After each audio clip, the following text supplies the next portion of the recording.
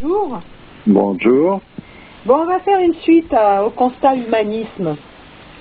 Où tu disais, à la fin, tu disais que les sectes, c'était la division des personnages au sein même de leur propre tradition. Oui, tout à fait.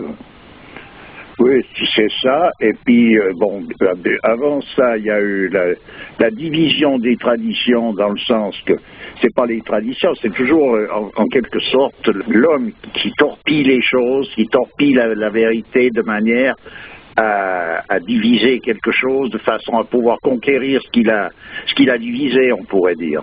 Tu vois? Est-ce qu'on pourrait dire que tout ce qui a été fait au nom de la religion, de manière, tu vois, bon, moi je vois qu'il y a eu quand même pas mal de massacres qui ont été faits au nom de la religion, tu vois, dans ce désir de conquête. Est-ce qu'on peut dire que ça a été fait par des gens qui sont donc détournés de la religion en tant que telle, donc on peut appeler ça des mouvements sectaires, finalement? Oui, de toute façon, oui. Je dirais que les sectes, elles ont amené une division au sein même de tes conquérants. Parce qu'il y a eu pendant une grande période où on pourrait dire que le mouvement chrétien, et le monde chrétien, a envahi une multitude de pays, il a envahi la terre, avec une certaine coalition. Ils étaient en concurrence, mais ils se divisaient le gâteau. Tiens, tu auras cette tranche, moi je prends celle-là. Et en général, ils ne cherchaient pas trop d'ennuis, sauf si tout d'un coup, il y en a un qui faiblissait. Donc, ils se faisaient sauter dessus. C'était déjà cette espèce de loi des loups, là. Il y a déjà pas mal de temps. On trouve ça surtout dans le monde, dans la race blanche, je dirais, dans le monde occidental et dans le monde arabe. Sorti de ces peuples-là, il y a eu, bien sûr, des mouvements, mais c'était surtout beaucoup plus local. Voilà. Tandis que la race blanche, elle a envahi la planète, et toujours au nom de la religion. Elle a tout massacré au nom de la religion. Il n'y a qu'à voir comment ce qu'on appelle la traite triangulaire. La traite triangulaire qui a été faite donc départ d'Europe via l'Afrique. En Afrique, c'est chargement de l'ébène, hein, comme ils appelaient ça, c'est-à-dire que s'ils allaient massacrer et capturer des peuples, un village en Afrique où ils ramassaient les gens d'entre 6 et 40 ans, je crois. Oui. Et tous les autres, ils les massacraient sur place. Hein. Ah ben, les enfants de moins de 6 ans, c'était massacré directement. Et puis les vieux, les infirmes, ils les laissaient crever là. Et tout ça, donc, au nom de Marie, et de Dieu et de Marie. Au nom de Dieu et de la Sainte Vierge. Voilà, au nom de Dieu et de la Sainte Vierge. Bon. Donc, tu vois, j'entends, pour en arriver à ce genre d'extrémité, c'est qu'il y a déjà un moment qu'on est dans le fond du trou, quoi. Ouais, tout à fait. Il y a un moment qu'il y a une errance là, parce que ça paraît pas possible quand tu considères ce que peut représenter, quand on dit Dieu et la Sainte Vierge, ce que ça représente. La Sainte Vierge, elle est la grâce même, et tu vas faire ce genre d'exhibition au nom de Dieu et de la Sainte Vierge.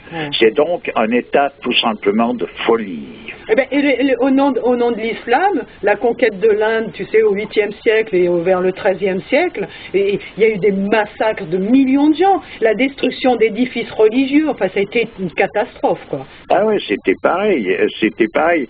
Et puis, les prétextes qui ont pu être utilisés, c'est difficile à voir qu'il puisse y avoir il n'y a jamais eu de réelle divergence entre, par exemple, puisque tu parles de l'Inde, la tradition de l'Inde et une religion telle que le christianisme ou l'islam. Ouais. Parce que la seule réalité dans la religion de l'hindou, pour autant qu'on puisse l'appeler religion, donc, c'est Brahman, c'est-à-dire c'est Dieu. Et pour eux, il n'y a pas de réalité sinon la réalité, au même titre qu'il n'y a pas de Dieu sinon Dieu dans le monde musulman. Tu veux dire qu'il n'y a pas de polythéisme? Il n'y a pas de polythéisme en Inde, ça n'a jamais existé. Brahman, c'est Dieu, l'absolu, qui dépasse en somme toutes les paroles et toutes les descriptions possibles. Il est représenté sous 3 aspects qui forment cette trinité hindoue. Comme nous, ici, dans le Christ, il a été présenté la Trinité comme le Père, le Fils et le Saint-Esprit, on pourrait dire. Donc il existe une Trinité. Il n'y a qu'un Dieu, mais il se présente sous cette forme, cette forme, cette forme. Bon. Là, en l'occurrence, en Inde, on en a déjà parlé, il y a Brahma qui est le créateur, il y a Vishnu qui est le protecteur et Shiva le destructeur, voilà. Bref, cette trinité, elle n'est pas le fait qu'il y a trois dieux, c'est toujours un seul dieu. C'est bien spécifié en Inde qu'il n'y a qu'un seul dieu, c'est Brahman. Oui, alors à présent qu'il se présente sous une multitude d'aspects, ça fait partie de la tradition là, de l'Inde, il n'y voit aucun inconvénient.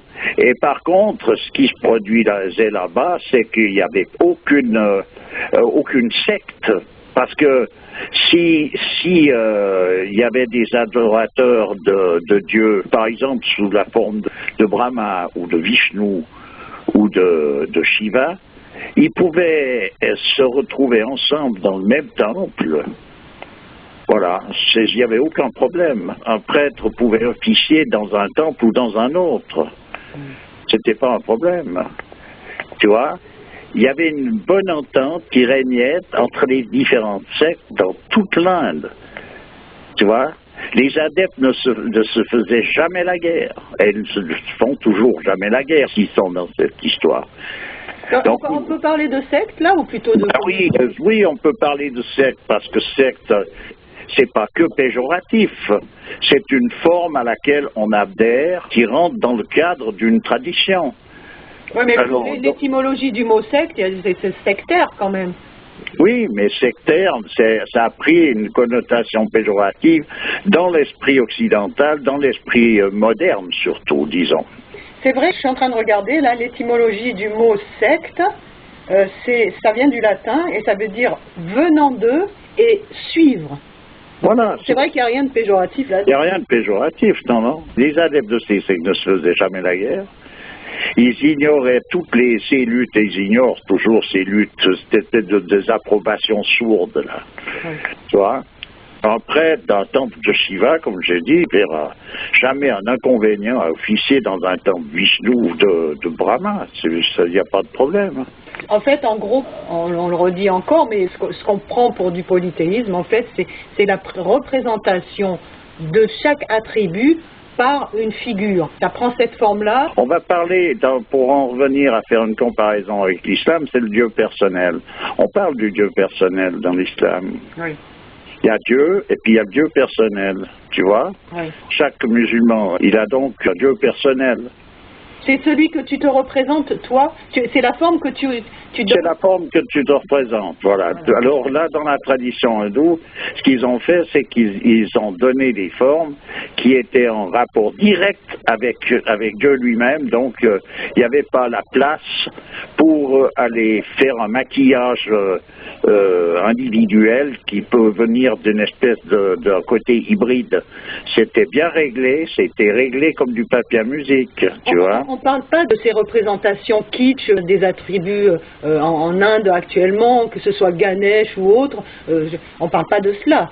Non, mais quand on parle de Ganesh, il faut le voir comme il était dans la tradition de l'Inde, c'est pas un problème. Mais comme il s'est devenu, c'est-à-dire c'est l'influence du modernisme qui a caricaturé toutes ces choses-là. Oui, d'accord. Pour en revenir à cette manière de voir, par exemple, il ne viendra jamais à l'esprit d'une jeune fille, par exemple, de s'enquérir de la secte de son fiancé, de savoir à quelle secte son fiancé appartient. C'est très courant que le fils n'appartienne pas à la secte de son père, ni la sœur à celle de son frère. Ça n'a jamais créé aucun obstacle, ni une mésentente, ça n'existe pas. Et dans un lieu de pèlerinage, ils sont tous là sans distinction et ils font le même mouvement, c'est-à-dire qu'ils offrent des fleurs et de l'encens. Tu vois?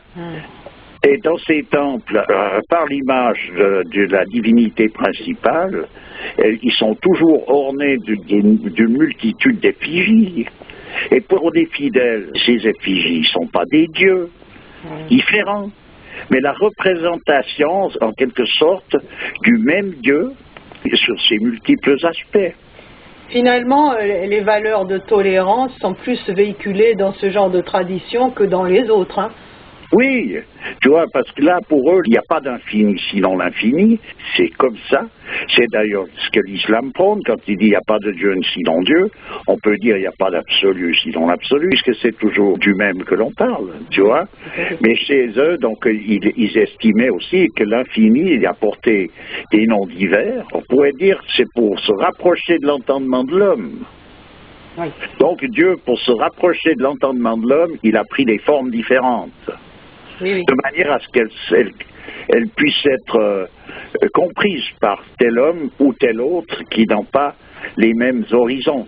C'est ce qui fait qu'une religion comme le christianisme, l'islam et actuellement le judaïsme ont perpétué et continuent à perpétuer ce genre de massacre et d'horreur au nom de leur religion. Oh ben, de toute façon, à partir du moment où ça a commencé, on va vers le pire. Il n'y a pas de retour, puis il n'y a jamais de retour vraiment. Il peut y avoir des accalmies, mais à partir du moment où tu tombes, tu vois, on a toujours parlé de la chute de l'homme, et cette chute, elle est très représentative, très symbolique, dans le sens que une chute, c'est que à partir du moment où ça commence à chuter, ça ne va qu'en s'aggravant jusqu'à arriver au point d'impact. Et pourquoi cette intolérance? Elle fait partie de cette chute. Plus ça tombe, moins il y a de tolérance possible. Parce qu'on veut absolument retenir le truc à notre façon, etc. C'est ça? Oui, mais en réalité, ce qui se produit, c'est que c'est surtout pour des raisons qui n'ont rien à voir. Tu vois, comme on a parlé tout à l'heure des négriers qui venaient faire leur commerce triangulaire au nom de Dieu et de la Sainte Vierge, comme on peut parler des conquérants qui ont conquis l'Inde au nom de l'islam, en réalité, c'était tout simplement pour faire du fric, que ce soit pour les uns comme pour les autres. Ah ben oui, parce que ce qui a motivé la conquête de l'Inde, c'était parce qu'elle était riche à l'époque. Voilà, c'est rien d'autre. C'est rien d'autre. Alors après, tout se fait au nom de Dieu, etc. Mais c'est du pipeau sur toute la ligne. Ouais. C'est du bidon, mais alors quelque chose, ça vaut des ronds. Et puis, en réalité, c'est tellement bidon que les types qui le font, ils y croient. Ouais. Ça veut dire donc qu'ils sont enfumés à un point où c'est donc irréversible. Comment veux-tu faire? Si encore tu utilises un prétexte, mais au fond de ta conscience, tu sais bien que tu es en train de faire le con, et puis tu es en train de prétendre quelque chose pour simplement te faire les poches. Mais quand tu y crois encore, puis que tu vas massacrer ces gens-là en criant haut et fort que c'est au nom de Dieu. Non, mais il faut arrêter le délire. Donc, c'est un délire généralisé qui a pris forme on parle de siècles, on parle de ces siècles du 14, 15, 16, 17, mais il ne faut pas oublier que c'est récent dans l'histoire de l'humanité. On est déjà donc dans la fin du Kali Yuga, de la fin de ce cycle, de cet âge de fer, de ce temps des conflits. Finalement, le mouvement sectaire, ce n'est pas que des groupuscules que l'on voit ici et là. En fait, c'est à des échelles beaucoup plus grandes que les... Bien sûr, alors après, ça c'est déjà la division. C'est la division en elle-même, c'est-à-dire de la religion. On n'a pas le comportement qui est en rapport avec ce que la religion demande. Oui.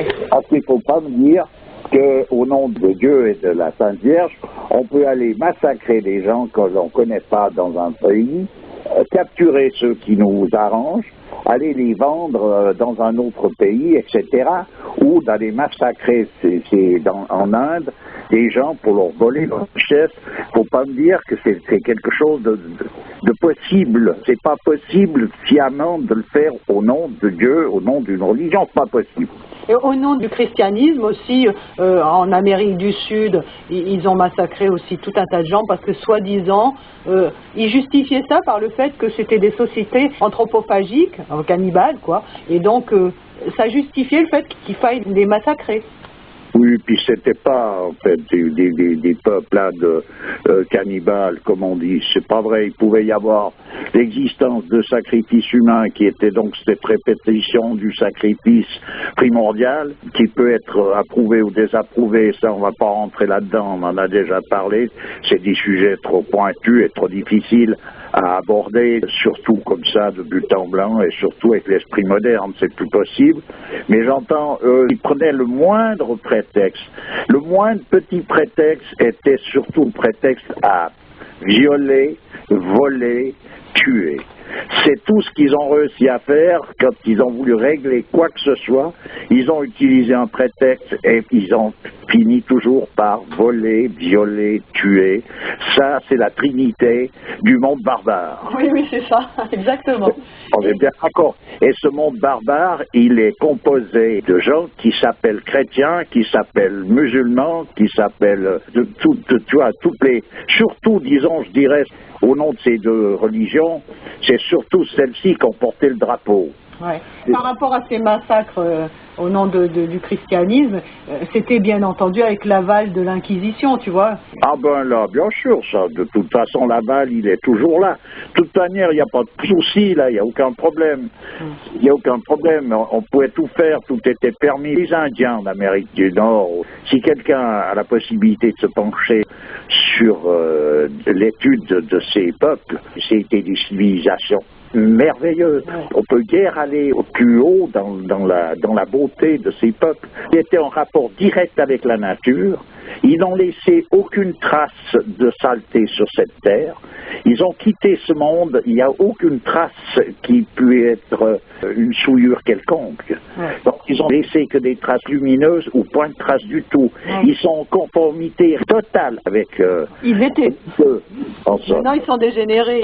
Oui, ben, les ressortissants de ces peuplades se sont fait enquister dans le monde occidental avec toute sa pollution de tous bords. Je veux dire, je parle de pollution, que ça commence par l'âme, jusqu'au corps, jusqu'à tout, quoi, voilà. Ok.